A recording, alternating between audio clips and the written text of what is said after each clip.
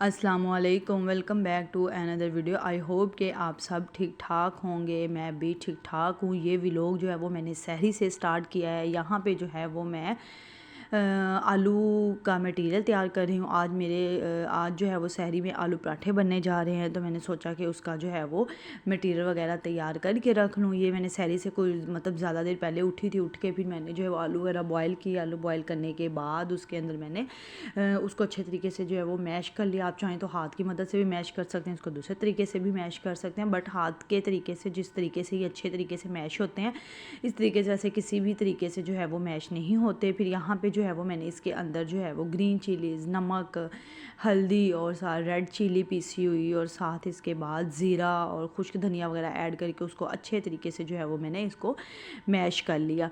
मैंने कहा कि आज क्यों ना जो है वो सहरी में काफ़ी दिनों से जो है वो मैं सोच रही थी कि आलू के पराठे बनाऊँ, बट इसमें टाइम ज़्यादा लगता है। बस मेरा टाइम ही नहीं निकल सका, जिस वजह से जो है वो मैं फिर नहीं बना सकी। तो अब मैंने सोचा आज जो है वो मेरे पास टाइम था, क्योंकि मेरा बेटा लेट नाइट तक जागता रहता है, तो मुझे उसके साथ जो है वो मैं काफ़ी बिज़ी होती हूँ, तो मुझे टाइम नहीं मिलता, जिस वजह से जो है वो मैं नहीं बना सकी। बट आज वो जल्दी सो गया था, तो मैंने सोचा कि वो जल्दी सो गया तो क्यों ना टाइम का जो फ़ायदा उठाया जाए। तो जो है फिर मैं किचन में आ गई। आके आलू वगैरह बॉयल वगैरह किए, साथ ही साथ फिर जो है वो मैंने इसका मटेरियल भी तैयार करके रख लिया। अभी सहरी में टाइम था, तो मैंने कहा मटेरियल वगैरह तैयार किया होगा, तो चलो सहरी में कुछ टाइम पहले उठ के बंदा फटाफट जो है वो पराठे बना लेता है। यहाँ पे जो है वो मैंने इसके अंदर कलौंजी भी ऐड की थी। अगर आप ऐड करना चाहे तो कर सकते हैं, अदरवाइज़ अगर आप स्किप करना चाहे तो स्किप कर सकते हैं। फिर जो है वो हरा धनिया भी मैंने साथ ही इसके अंदर जो है वो ऐड कर दिया। दूसरी तरफ मैंने साथ आपने देखा होगा एक पतीली पड़ी थी, उसमें दूध रखा हुआ था, दूध बॉयल हो रहा था। मैंने कहा कि दूध भी बॉयल कर लेती हूँ साथ। तो फिर उसके बाद एक तरफ दूसरी तरफ जब पराठे तैयार हो गए उसके बाद मैंने दूसरी तरफ ही जो है वो चाय वगैरह रख दी।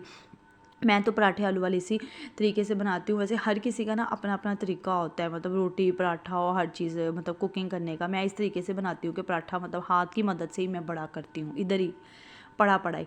तो फिर मैं अब वैसे बहुत मतलब जब ये इसको बना लेती हूँ हाथों में, बहुत कम इसको लेके मैं इस वाले पराठे को बड़ा करती हूँ, आलू वाले को या मूली वाले जो भी पराठे बनाए हो। बट मैं इसको नीचे ही जो है वो हाथ की मदद से बड़ा करके उसको फैला के उसको बाद जो है वो इसको तवे पे डाल देती हूँ। फिर उसके बाद मैंने इसके ऊपर जो है वो देसी घी लगा लिया। इस तरीके से जो है वो मैंने पराठे बनाए, बड़े क्रिस्पी से बने थे। बस आटा मेरा ये था कि अभी फ्रेश गूंदा हुआ था, रात मुझे याद ही नहीं रहा था गूंद के रखने का। आटा थोड़ा सा फ्रेश था, जिसकी वजह से मुझे थोड़ी सी प्रॉब्लम हो रही थी, क्योंकि ताज़ा आटा गूंदा हो तो ज़रा थोड़ा सॉफ्ट होता है, तो फिर पराठे ऐसे आलू वाले बनाना वो ज़रा थोड़ा मुश्किल हो जाता है। इस वजह से जो है वो थोड़ी बहुत मेरे पराठों की जो है वो शेप भी ख़राब हो गई। ओवल टाइप का जो है वो एक पराठा बन गया था, लेकिन खैर कोई नहीं, खाना ही है जिस तरीके का जो है वो मर्ज़ी हो। काम कुकिंग करते करते तो किचन वैसे इतना मैसी हो जाता है। वैसे कल इफ्तारी के बाद भी जो है वो अच्छे तरीके से इसकी क्लीनिंग नहीं हुई। वैसे भी अब किचन की जो है ना डीप क्लीनिंग होने वाली है, क्योंकि काफ़ी दिनों से सहरी इफ्तारी बनाते हैं, तो वो किचन जो है वो मैसी हो जाता है।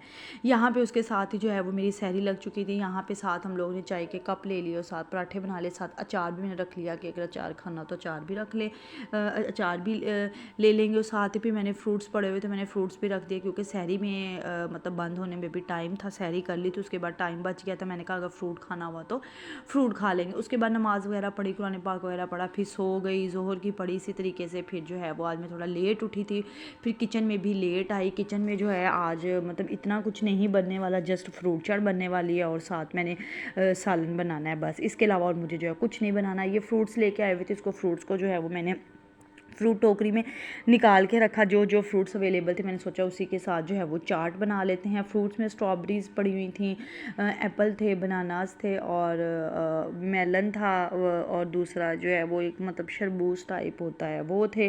तो मैंने इनको जो है वो मतलब इसी तरीके से कटिंग करके तो इसको जो है वो फ्रूट चाट बना ली। आप लोग सुनाएं जी, आप लोग इफ्तारी में जो है वो क्या बनाते हैं, सहरी में क्या बनाते हैं। सहरी तो वैसे सिंपल ही होती है, सहरी में इतना कुछ तो नहीं बनता।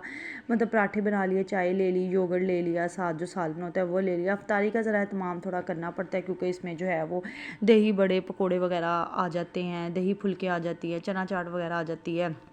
इस वजह से इसका एहतमाम ज़्यादा करना पड़ता है। बट आज मेरा इतना ख़ास मूड नहीं था, मैंने सोचा कि बस आज फ्रूट चाट और साथ जो है वो मतलब सालन बना लेती हूँ। सालन भी फिर मैंने जो है वो कोफ्तों का बनाया था, तो इस वजह से भी मैंने कहा कि आज जो है वो मतलब इतना नहीं करना। पकौड़े और दही बड़े पिछले दिनों से ना खा खा के मतलब अब मतलब थोड़ा सा ब्रेक हो जाना चाहिए, क्योंकि खा के एक तो मुझे भी ऐसे लगने लग गया जैसे मेरे ना मतलब स्टमक में पेन होने लग गया। अब रोज़ा भी होता है, फिर साथ वो भी रोज़े के बाद अफ्तारी के फ़ौरन बाद उसको खा लेते हैं, जिसकी वजह से जो है वो तबीयत भी ख़राब हो जाएगी।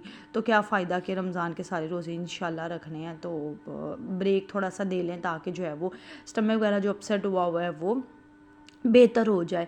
तो आप लोग सुनाएं जी, कल तो हमारे तो इधर बहुत ज़्यादा लाहौर में बारिश हुई है। आप लोग सुनाएं, आप लोग की तरफ किन किन एरियाज़ में जो है वो बारिश बहुत ज़्यादा हुई है। दरमियान में पहले बारिश हुई, फिर मौसम ठंडा हुआ, फिर दरमियान में 1-2 दिन से मैं सोच ही रही थी, मैंने कहा अचानक से ऐसे जैसे गर्मी गर्मी सी आ गई है ना मतलब मौसम। फिर अब कल से बारिश हो गई तो मौसम जो है वो फिर से ठंडा हुआ है। काफ़ी ज़्यादा ठंडा बारिश होने से ये है कि मौसम जो है वो काफ़ी ठंडा हो जाता है। तो फिर उसके बाद जी मेरे इसके साथ साथ ही मेरे फ्रूट्स कटिंग हो गए थे। फ्रूट्स कटिंग करने के बाद मुझे एज़ यू नो कि मुझे आदत है बड़ी मतलब बर्तन में मिक्सिंग करने की, मुझसे छोटे बर्तन में जो है वो मिक्सिंग नहीं होती। फिर यहाँ पे मैं स्ट्रॉबेरीज़ जो है वो कटिंग कर रही थी, साथ मैंने थोड़ी सी खजूरें ले ली थी। खजूरों को जो है वो मैंने साथ के साथ ही कटिंग कर लिया था। तो साथ ही फिर यहाँ पे जो है फ्रूट चाट में जो जो फ्रूट्स अवेलेबल हों आप उसकी चाट बना सकते हैं। ज़रूरी नहीं है कि फ्रूट चाट के लिए आपको अंगूर भी चाहिए, अनार भी चाहिए, जो जो अवेलेबल हो आप उसको जो है वो फ्रूट चाट बना सकते हैं। यहाँ पे फिर इसके अंदर मैंने जो है वो थोड़ा सा चाट मसाला डाल दिया था, एक लेमन स्क्वीज़ कर दिया था, साथ मैंने ब्लैक पेपर भी थोड़ी सी ऐड कर दी थी।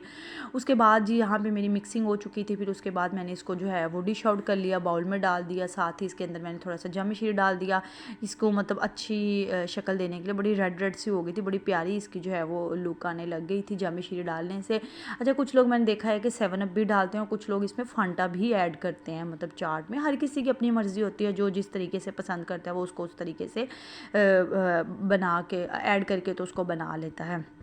यहाँ पे जो है फिर स्ट्रॉबेरीज़ मैंने जो कटिंग की हुई थी वो ऐड कर दी, साथ ही जो है वो खजूरें पड़ी हुई थी मैंने वो ऐड कर दी। ऐड करने के बाद यहाँ पे जो है वो हमारी चाट भी रेडी हो चुकी थी। अब मैं इसको जो है वो फ्रीज़र में कुछ देर रखूँगी ताकि जो है ये ठंडी हो जाए, फिर मज़ा आएगा, क्योंकि चाट जितनी ज़्यादा ठंडी हो उतना ही ज़्यादा मज़ा आता है।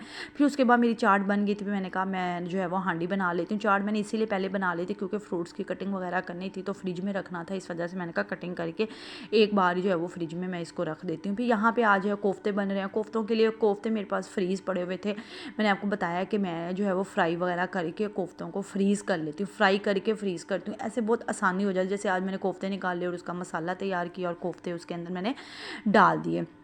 यहाँ पर जो है वो मैंने स्पाइसेस जो ऐड किए वो ये हैं। सबसे पहले मैंने लहसुन, प्याज, अदरक और टमाटर लेके उसको अच्छे तरीके से जो है वो ब्लेंड कर लिया था जूसर में, थोड़ा सा पानी डाल के उसको खुश करके उसके बाद ऑयल इसके अंदर डाल के उसके अच्छे तरीके से जो है वो भुनाई की। भुनाई करने के बाद मैंने जो स्पाइसेस हैं वो इसमें ऐड किए। मैंने इससे पहले वाले भी क्लिप रिकॉर्ड किया हुआ था बट वो मुझे लगा रिकॉर्ड हो गया। जब मैं इसको जो है वॉइस ओवर करने लगी मैंने देखा तो वो रिकॉर्ड ही नहीं हुआ था, पता नहीं क्यों। फिर मैंने मैंने कहा सोचा जो जो मेरे पास पड़ी है मैं उसी का जो है क्लिप ऐड कर देती हूँ। इससे पहले वाला जो मसाले मैंने ग्राइंड किए थे वो भी थी बट वो मेरे पास मिस हो गया, कहीं पे नहीं शायद रिकॉर्ड हुआ।